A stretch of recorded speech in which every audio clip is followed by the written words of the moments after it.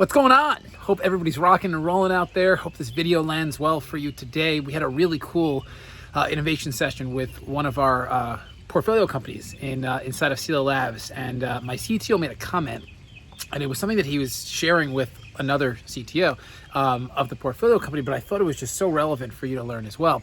And one of the things that was being discussed was the way things are done.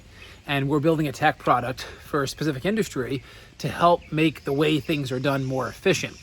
And what happened is that as they were speccing out this build, what we were building was just a more efficient way to do the way things were done. And then Monty, my CTO, said, but what if the way things are being done are just not the most optimal way, period? Like, what if we don't just make it more efficient? What if we radically change it and it becomes exponentially better? It's a really interesting way to think about solving some of the inefficiencies that exist in the world. Maybe it's not about just solving the inefficiency. What if it's about doing something radically different to make it exponentially better? One of the reasons why most people don't think this way is they live by right and wrong. They live by, well, is it legal or illegal? Is it okay or not okay? And they feel the need to ask for permission. They feel the need to ask for permission to make a radical change. And when you have to ask for permission to make a radical change, but you don't even know who to ask, you don't make the radical change. Because, like, how do you make a radical change in an industry? Like, who are you going to ask for permission?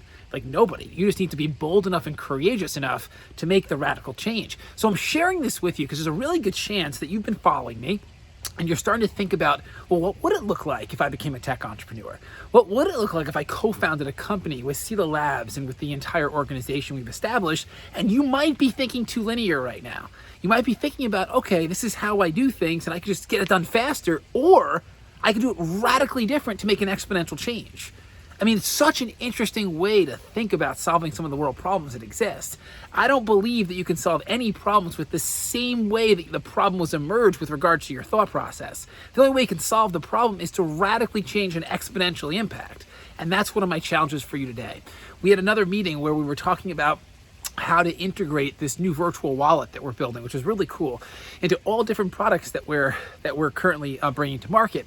And one of the questions that came up was, well, is it legal? Like, can it be done? And I'm like, listen, don't you worry about those questions. Like, we have a team that's going to focus on those questions. What you should think about from an engineering perspective is, how do we radically do it different to create an exponential impact?